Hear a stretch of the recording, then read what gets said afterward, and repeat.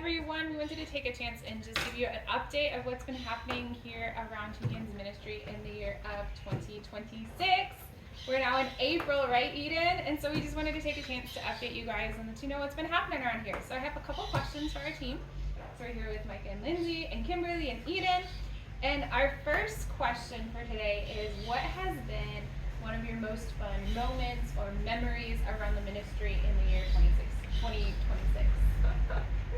So, any volunteers to go first, or am I going to pick that?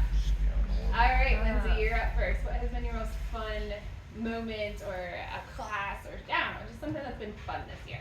I think this year has been really fun because we've had a lot of visitors who've come. We had Grace and Denise from Deaf Child of Hope, and they came and visited, and we had a lot of fun with them getting to go around to the villages and having them meet all the students. We also had Ellie's dad and grandpa come, and that was really fun. Eden loved having extra grandpas around. Never too many grandpas, And then at the beginning, we also had Sarah come and visit. She's one of the board members of Two Hands Ministry. So just a lot of visitors, and that's been a lot of fun to have all those people around. We have had lots of visitors this year. It's been lots of fun. Okay, Micah, what's been your most fun moment? I was the same one. She stole it. She did. I didn't tell her my answers, but yeah, that's the one. I liked having people. That was a lot of fun. Micah does like having people around. Specifically, that is one of Micah's favorite things. The trip to San Pedro to visit the deaf school with the gals from Deaf Child Hope, and then picking up your dad and grandpa and having some dudes around. It was a good time. Poor Micah does get surrounded by a lot of females. Women, yeah. But he's a good trooper. So The deaf boys are glad she's around. This is true. Okay, Kimberly, what's been your most fun? I think fun visitors, they're mostly for me, it will be a funny story. So my first language is Spanish, but I was like helping interpret, and then I had to ask parents how to say a word in Spanish, so everybody was laughing at me because I forgot how to say a word in Spanish. Yeah, that happens. Quite some time when we don't know what language you're speaking, or speaking a little bit of everything, and sometimes we do forget basic vocabulary words in our native languages. Yes. So yeah, that was a very funny time. I do remember that, and I think everyone got a kick out of that time. For me, I think one of a fun time for us too this year has been, well, one when we had the brigade and we got to meet a lot of new deaf, and so just getting to meet new deaf within Lempira was a lot of fun. And getting to know their personalities a bit as we waited for hours upon hours in a line. You got to see their personalities and kind of get to know them a little bit. But also I've really enjoyed this year is watching our little ones like build friendships with our deaf little ones and our trilingual, bilingual little ones as they've come together and started to form those relationships. That's been really fun for me to see and see their language develop. So I've enjoyed that. Okay, next question is, what has been one of the most challenging things for you guys within ministry in this year? Like for me, one of the things that was really challenging is we had a 3-month sabbatical, like from November, December through January. So we came back in February. We've been gone for 3 months, and so it was kind of challenging getting back into the groove of like all the ministry things, and because we had started a new year, a lot had changed. I mean, we were gone for 3 months, so a lot changed in the ministry while we were gone. And then we came back, and it was like, oh, we have all these new responsibilities and stuff like that. So that was definitely a challenge at the beginning of this year, was trying to navigate all the new changes and figure out how to get back into the groove. Yeah, as the ministry grows, it does change, and it tends to change very quickly. Just as soon as we feel like we're starting to get the grip and the routine, and then something new happens, which is great, but it is very, very difficult at the same time. Michael, what about you? Most challenging thing, let's see. Probably carpentry classes with the deaf young men. The most challenging. Yeah, well, it's the most challenging. It is very challenging. It's the most challenging because right now there's 4 of them. Handing saws to boys is From not a bad like idea. 12 to 15-ish in age, and the difficult part is not teaching carpentry, because I know that. The difficult part is keeping 4 deaf young men engaged and focused and keeping them from freaking out when they make mistakes, because they're all on very, very different emotional bandwidths. So it's like a counseling session mixed with a carpentry lesson all at the same time, and trying to deal with each individual's emotional needs at the same time as keeping them from cutting fingers off that's challenging. It's a good time, but But we're building lots of character through carpentry class. me or them? All of us. Yeah. All right, Kimberly, what has been one of your most challenging things? I think, as you said, we're growing as a ministry, and a lot of the time, space. Like, we don't have space. When we have like picnic days, I work with moms, like doing crafts, and a lot of the time we're like, Mom, trying to do crafts, but at the same time, we don't have space just for them to be alone, for them to build. And as they said, like, the ministry is growing, and every time we're having new things to do, we're trying to communicate with people, like trying to have that like constant like building relationships. So sometimes can be hard because we have a lot of families, and trying to build a relationship with all of the families at the same time and be there for them, so it can be challenging. Yeah, it is. Our patio here is a sewing room. It's a classroom. Craft. It's Carpentry a shop. carpentry shop. Craft. It's lunch. It's everything, and we tend to set up and tear down and set up and see. tear down multiple times a day. We move tables a lot. It's a very multi-purpose room, and it's funny to think because we've only had this now how many years? 3.5 years, I think. And so when we first moved in here, it was huge. It was huge. We had so much space. But it is starting to, the walls are starting to grow smaller and smaller and smaller, it feels. But it has been great. We've been able to welcome in new families, and we have a whole list of potential new families that we're trying to reach out to this year.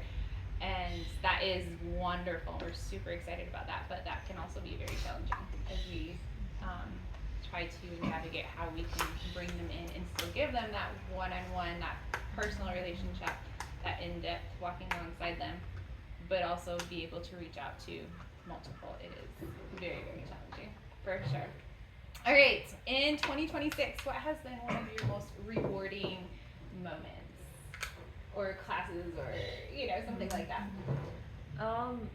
For me, I think it's just like always seeing our students progress and learning more language, and also like having a deeper understanding of the Bible. Another thing that felt kind of rewarding is after we were gone for 3 months and coming back, and they're like, "We missed you." I was like, "Oh, you actually do like me." So sometimes it can be really difficult with the students because you'll have to have like hard conversations with them, and those types of conversations, you're like, "Do you still like me after this? Like, are we still friends?" And so it's like rewarding when you come back and you're like, "Oh, we love you. We're glad you're back." So I would say that's like the most rewarding. It is challenging because when we bring in a deaf person to the ministry, we're not just like, hey, come take this class. We are diving into what's going on in their lives, the spiritual battles that they're fighting, and we're fighting alongside of them, and it's not always easy. Yeah. Not always easy. Okay, Micah, what's been your most rewarding? Same as my last answer, I guess. Because it's the most challenging, but it's the most rewarding. If you can get through the challenge of it, Yeah. the carpentry classes with those deaf young men that we have, especially like when they finally figure something out, like figuring out how to cut a straight, square line. Straight? What's straight? With a handsaw. We were building some little shelves, and the first time they cut them, and the cuts were just terrible, and they're like, it's fine. So then the next week, we did a whole class on cutting straight lines, and they were real frustrated because I graded their lines. Wait, didn't I win the first competition in that? No, you tied with John. Oh, I tied. Okay, well, close enough. Yeah. I'm still proud of that title. I think John won it. Obed was close second.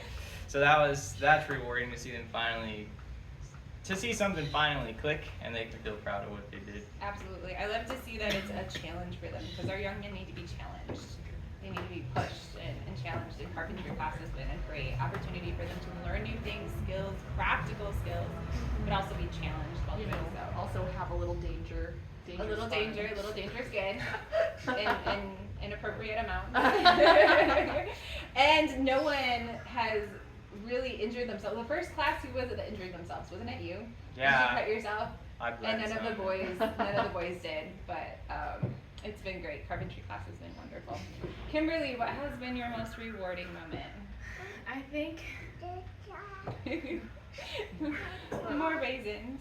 More raisins. Okay, well, Kimberly gives her answer. We'll bring you some more raisins, okay? Okay. I think two. One for me will be like having a second family, not just with the people that work in the ministry, but the parents and how we build relationship. And the other one was my project with the girls and sewing and all that stuff, and just watching them like how they have been like determined to continue getting better on it, and how they're willing like to learn more about what I have for knowledge. So it's rewarding to see them how they're so passionate about learning. Yeah, so for those who don't know, Kimberly's been teaching a business class this year to one of our deaf young ladies and a hearing young lady, her sister. And so they've been working on lots of sewing projects and how to set up a small business, how do you advertise, how to sell your product and everything like that. And so it's been, they've had a great time with that, and it's been a lot of practical hands-on knowledge, so that's been great. And we have had, a lot of parents who have just really come into the ministry, and we've really been able to invest in some relationships this year, so that's been great. I think for me, the most rewarding thing was when we started up the community sign language class. And I got to sit back and I got to watch our kids run a class. And so we had three, one deaf and two hearing, that ran our community sign language class. And so for me, that was great to watch them step up to leadership and learn how to teach what I've been teaching them now for 9-ish years. So I loved that. I loved being able to watch them take on that leadership and stand in front of people, be able to speak and run a class. So that was great. Okay, last question is, what are you looking forward to most as we continue throughout 2026? I'm really excited for the new families, to meet them and to pull them in, make them come be a part of the ministry. Because Ellie mentioned that through the brigade, we met a lot of new deaf people as well that are in the Department of Impura. And so we're planning on making those connections and trying to figure out how we can help those families and support them. So I'm really excited for that. Absolutely. Micah? I'm excited to build the carpentry shop with the machines that we have bought and are buying. There's a lot of work to do there, but it's gonna make things a lot easier and faster, and then we'll be able to start making furniture worthy of being sold. Which will be good. Absolutely. That's a great project to work on. Kimberly? I think I'll go with center and the same, just getting to know more people, building that relationship, and allowing new people get language, community, and the gospel. That would be great for them. Absolutely. Eden, have you had a good year? Yeah. Are you learning more signs? Are you making more friends? Yeah. Yes. Are you learning? Good. I'm so glad. Yeah, I'm looking forward to seeing what God has in store for the rest of 2026, who He's going to send to us, and watching our deaf take on more leadership as they begin teaching others, and seeing where this road leads in this year. Who knows? Last year things happened that we didn't expect, and I know this year things are going to happen that we don't expect, and it will be good, challenging, but good. So thank you all for your support, and I hope you enjoyed this update. Bye. Read a bonus question. Oh, bonus question? Yeah, how did you acquire a deaf lisp? This year. Actually, I think that happened last year. A deaf list? You. Oh, that's been a challenging, but that was last year. Okay. Last year. So we're still in some therapy and recovery to learn how to bend the Talk finger again. without. So 2025 was a little challenging, but that's why we're talking about 2026 now. So. Let's see 2026. Why do you have to bring up the